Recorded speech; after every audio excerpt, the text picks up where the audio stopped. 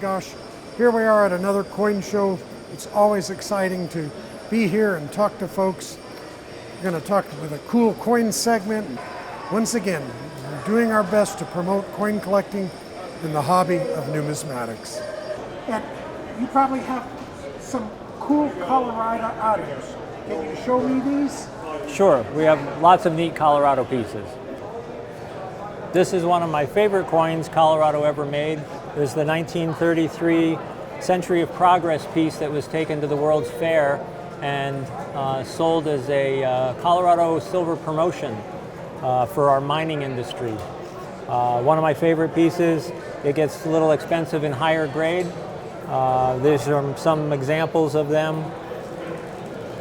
This one's autographed from the Jeff Shevlin collection.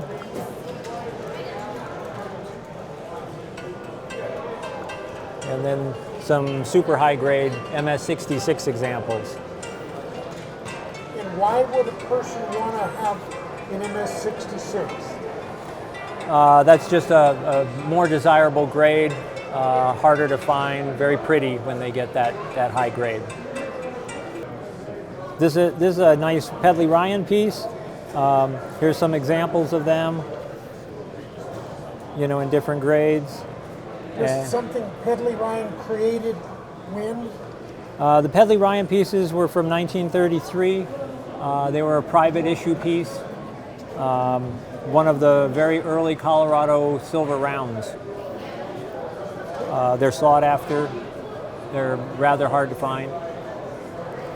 And this is a more interesting Pedley-Ryan that was counterstruck with Robins on the Corner from a Colorado Springs company, and that one's even tougher to come by. Do they know anything about the mintages? The mintages of the pieces, let's see, this particular Robins, I have some census reports on. There are 23 certified by NGC. There are 11 in MS61, this is one of. There's 4 in 62 and only 2 in 63. So pretty low mintage for a census. So one of our most famous pieces from Colorado is as a token, a silver token, made back in 1901, was made by Joseph Lesher. It's in the Red Book. It's a very famous piece, and they are valued between $1,000 and $3,000. So they're pretty sought after. This is a nice example of a slusher counterstamp Lesher Dollar. And then in 2014, Dan Carr, one of our local mint experts, produced some modern Lesher Dollars, and we were able to counterstamp, and we got to put our company on the Lesher Dollar, which was very exciting for us. And in 2015, he did that again. These are very prized by the people that did them, and they're very, very interesting modern tokens. Why do you think Colorado is such an interesting collectibles area? We have a very large mining base for our history here. We still have some very major mines that do produce gold and silver out of the state, along with other minerals such as molybdenum up in Climax. We're still a large mine producing state, and we have a very colorful history presented in the old coinage of that heritage. We're very proud of that, and we have a lot of our dealers are very interested in mining antiques and heritage for our mining industry. And we have some of our people that are actually current miners that still produce minerals in the state of Colorado. You seem to specialize in silver dollars. Do you have some cool silver dollars to show us? Yeah, we do. We have a cool 1795 silver dollar here. And this one is actually the first type of silver dollar. It's the flowing hairstyle. These started actually in 1794. That coin in any condition is like 50,000 to hundreds of thousands. It goes up to. This particular coin is a higher grade than you normally would see. It's a 1795. It's been certified by PCGS as an AU50. And this particular coin we have available on our website for $22,500, or it's also here available at the Denver Coin Show, of course. And the next one we have here, which is also a very special coin, is an 1836 Gobrecht Seated Liberty Dollar. So this coin is actually considered a pattern. If you look here, it's on the PCGS certification label, it's the J60, which stands for the Judd 60, the style of pattern. It's an old green label holder, and these are very seldom found in this grade level. And this one's available for $14,995. The next one that we have here is a very low mintage Seated Liberty Dollar. This is a tough date in general, but this one's a PCGS Proof 62 certified and an old green label holder as well. And it has some toning on both sides. And this one is at $10,975. And they added the stars to it? Yeah, this one, the Seated Liberty doesn't have any stars. As you look here on the obverse, it doesn't have any stars going around Miss Liberty here. But then on this particular coin, you'll notice that it has the stars going around the majority of the obverse. So, but that's just a really cool coin, and not very many made, being a proof quality strike. This is probably the most famous type of coin. It's an 1879 CC, which stands for Carson City Mint, and it's a silver Morgan dollar. This one has been graded PCGS Mint State 64, which is a very high grade level for this particular date. This is the second year of the Carson City Mint series for the Morgans. This one's also been approved by CAC, and this one's available for $13,500 on our website. And it's just a really popular coin. The Carson City Mints were started in 1878, and they ended in 1893. And Carson Cities, just in general, right now are in really strong demand among collectors. There are many ways to collect coins, which is one thing that makes it so fun. As far as for the Morgan Dollar series, most collectors that we've come across like to complete the entire series, every mint. And most of them don't collect the well-known 1895 proof, which is a proof-only issue because it starts off at, $40,000+ typically. But most of them collect the entire series of Morgans, but there are also a lot of collectors that do a US typeset, and that starts from the half cents and then goes all the way to the dollars typically. And some people even collect all the denominations of gold for the typeset series. And what's the best way to learn about coin collecting? As far as how we learned about coin collecting was just dove into it, and we started buying and selling like at the same time. But for just learning to collect, I would say it would be good to build a relationship with a reputable dealer, and not to consume a ton of time at the show, but spend 10-15 minutes here and there and ask them questions about coin collecting, what they would recommend, and just going around and getting a variety of opinions to see what they think about the coin market. And just look at what type of coins you're looking to collect. If you're looking for either an investment purpose, or if you're just looking to build a collection that's just for fun, or with fun money that you have each month and something to put it into that you enjoy. So I think there's a lot of different reasons to collect, but most of the time it seems like collectors are just looking to have fun, or they're wanting to put their money in a place where they think it's a good place and that's safe to be. What's the market like in proof sets? It has been gaining strength. Last year there wasn't as much market as there is now, so it's something that's actually growing. 10 years ago they were really cheap, and they're still inexpensive, but they're gaining. I bought a little group, that's a small group, about 150, 1960, 1961 proof sets. The only thing that's really interesting about them is that the envelopes have never been opened. So the last people to look at the coins inside those envelopes were the employees of the United States Mint. What that means is that nobody's had a chance to go through and cherry pick them, take out the cream of the crop or the premium ones. So a person buying an unopened proof set If they open it up, they're going to be the first ones that have seen it in 60 years, which is kind of neat. They can find something that is truly unusual. They can find the standard fare, or they can find a rare variety and pull a $6,000 coin out of one of them. And yes, it has happened. I've got one over here that came out of a proof set that's a $6,000 coin. And what's the spread in prices for the later silver proof sets? All right, the 60, 61s, we'll stay with those. If the set had been opened, they're worth around $25 on the retail market. Unopened, they're going to add a premium and be about $35 on the retail market. So it's not a big spread, but you are paying a premium. Now, the last unopened proof sets you could get would be 1964. After that, they all came to where you could open them and never know whether they were opened or not. What's the best part of coin collecting? Finding something neat. That is the best part of it. You never know. You can find a treasure. You can pop one of these sets and you put a magnifying glass on it, nothing. And you go through 50, 100 sets, nothing. And then all of a sudden you find one and go, oh my goodness gracious, there's a $6,000 coin. Like you can see, we do a lot of hand-poured silver, all custom designed, custom made. So it seems like you have a lot of really cool metals. We got a few cool bars. We got this one right here.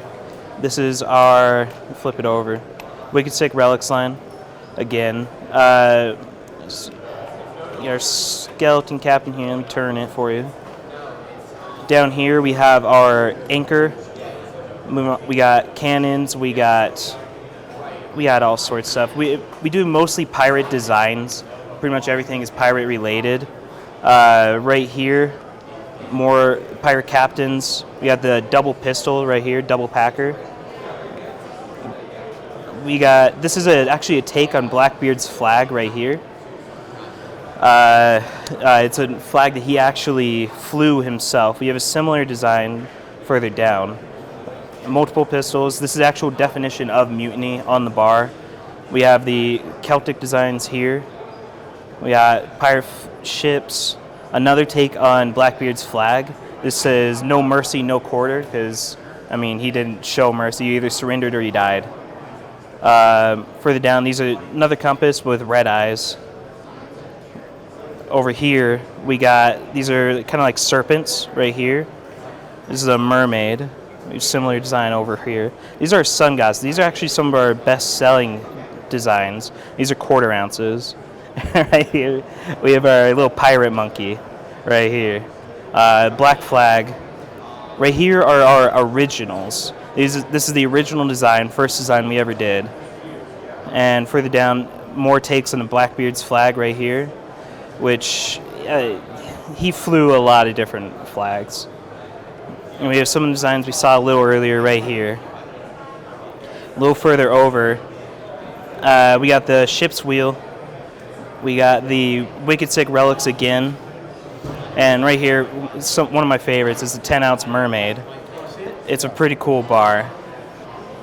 Well, probably the coolest local coins I have is I have a Clark Gruber $10 gold piece, which they call a Mountain 10, because they have the picture of Pike's Peak supposedly on there. Of course, Pike's Peak looks nothing like this, but it's a cool coin and a very iconic Colorado piece. And who designed it? And tell them a little more about the Well, history. this was designed, Clark Gruber became the first national bank of Denver. So they were the first bank in the Rocky Mountain region. And they were originally, they needed to melt down the gold, and they wanted to make some coins. So they actually called a company, or didn't call at the time, they got a company out of Philadelphia to make the dies, and they shipped them all west, all the way to Denver, Colorado. I assume it came by horseback or by stagecoach or maybe even train.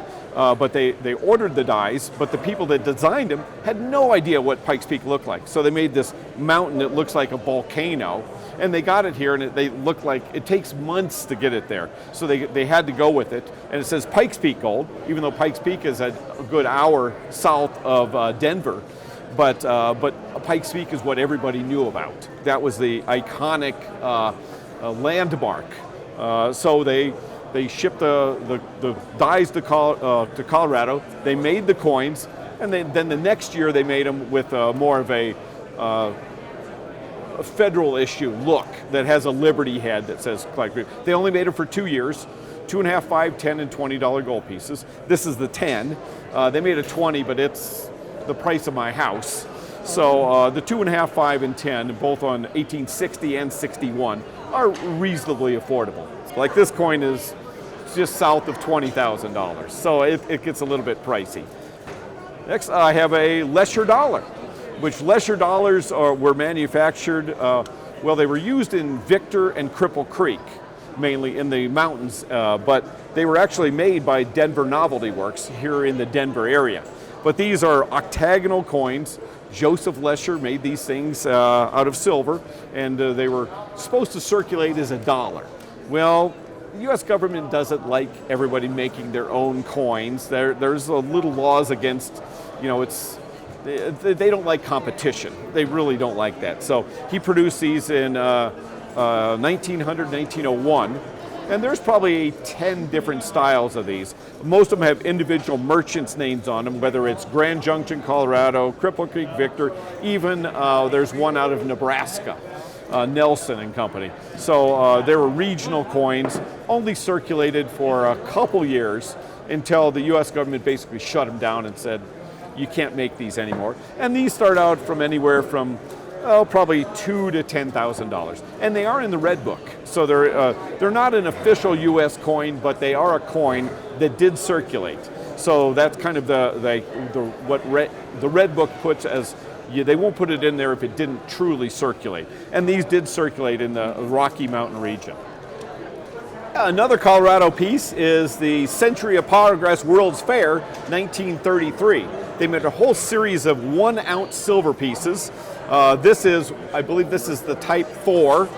They've type 1, 2, 3, 4, and some of them are just looks like blanks where they just stamped Colorado silver 999 and 90%. They made a couple varieties of those, and those are actually scarcer. This is actually one that was struck with real dies that has a picture of a Colorado mountain scene, a guy with a mule on the front.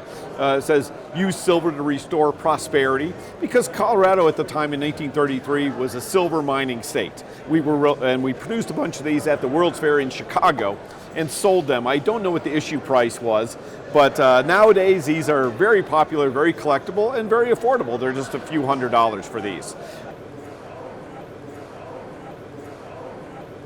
How about the 2 or 3 most popular Morgan dollars? Okay, well, let's pick out a couple here. Okay, this is what we call end of roll, Tony. You can see this coin was stored at the end of a paper roll, and you can see the flaps, how they overlap on it. That's how it gets that pattern on there. And the acid in the paper makes the silver tone or turn colors, gives it that patina. The backside's white because that wasn't touching the paper. And why do collectors like the toned coins? Not everybody does, but for some it's a huge passion. It's just they're all unique in their own way, and they tone really pretty sometimes. And what kind of value on that one? This one here would be about $500. Okay, and then this one came out of a bag. It's called bag Tony. They were stored in the canvas bags, and then the acid in the bag would make the silver react to it. And this is a graded MS67, which is really a high grade for a toned coin. The value on this one would be about $2,000. And tell us, our viewers, what a CAC sticker is and CAC, what it means. That's a separate company that verifies the grade of the company that put it in the hole, be it PCGS or NGC. And what kind of value on that one? It's about $2,000. Okay, this is an 81 Carson City in a 65 deep mirror proof-like, which means it was struck from a freshly polished dies pair, and that's why it has the reflective fields on it. Only the first few coming off the dies would end up this way. After they were struck more coins, they would the mirror finishes would go away. And this one's valued at about $2,600. And tell me, how is it proof-like? Why do collectors like a proof-like coin? Well, they're very attractive. You get a contrast between the fields that are shiny and the frosty devices. It just has a real pop look to it. And what percentage do you think are proof-like in a series? Oh, very, very small. I would say under 1%. What kind of value on this one? About 2,600. This is a Mexican proof 1 ounce coin. Again, struck from Mexico City, the oldest mint in North America. And this is a proof 69 deep cameo, which means it has a very good contrast between the mirrored fields and the devices are very, very frosty. What is the image on the front? It's the statue in Mexico City downtown in the plaza. What's the reverse like? You have the different states on the reverse. What kind of value? This is about $150. There's a bigger one too, I hear. Yes, I have a 2 ounce. And this one as well is a proof 69D cameo. It's basically the same coin as the other one, only double in size. And it has the same design on the front and the back as the 1 ounce coin does. Why do collectors like these? Well, number one, they're a good piece of, there's a good way to store silver, and they're beautiful coins. And there's a really big one out here. Yep, and we have a 5 ounce. This is not proof. This is an actual mint state coin, but it's the same design. You just don't see the contrast between the fields and the devices because it's not a proof coin, but it's the same design on this one as well. And this is 5 ounces again. How old are you? 19. All right. Yes, sir. Is this going to be your full-time vocation? For now it is. I want to branch off into other things, but now I think coins are good. And you have some really cool items to show us? Yes, I do. So I like the Toned coins. It's a beautiful 1879S Morgan Dollar in 5+. It's got immaculate textile toning on it. It's got green and pink. It's really beautiful. So this is graded by PCGS. It's a Morgan Silver Dollar. PCGS is one of the top 3 grading companies besides NGC and Annex. They are one of the most respected for value in the coin world. They're one of the most, they have the best coins. They're my favorite grading company as well. What kind of value on that one? So this coin originally just in the grade is a $250 coin. But with this kind of toning and color on it, it bumps it up to 7 times 10's the value of the coin. So I priced it at $2,500. And then we got a nice little Franklin half. This is a very common coin. It's also graded by PCGS. It's about a $75 coin on book, but the color on the reverse is just truly rainbow. And you usually find these common in the mint sets, the double board mint sets. Those are also very rare. But this coin is really immaculate with the eye appeal, so it brings sort of a premium. It's just a really nice coin to have in anybody's collection. And then this one I have valued around 125 bucks. And then we have the 38D Buffalo Nickel in a PCGS Radler holder. This was graded by the same company as this, but this was graded in the 90s instead of, this is today's holder, this is back then from the 90s. What's really cool about the 38D Buffalo Nickel is that they're very, very common. You can actually still find these in your change, and they go for about $1 in circulated condition, but this being uncirculated goes up towards to $50, and this is probably in your grandma's coin collection. And what about the holders? Do people collect the holders? Oh yes, people collect the holders, especially Radlers. The demand on these in the past, just year have gone skyrocketed. Why are they called rattlers? Well, the coin rattles inside. You hear the rattling sound, so that's where they get the name Radler. What's the best part of coin collecting? Best part of coin collecting is a never-ending treasure hunt. That's what I love about it.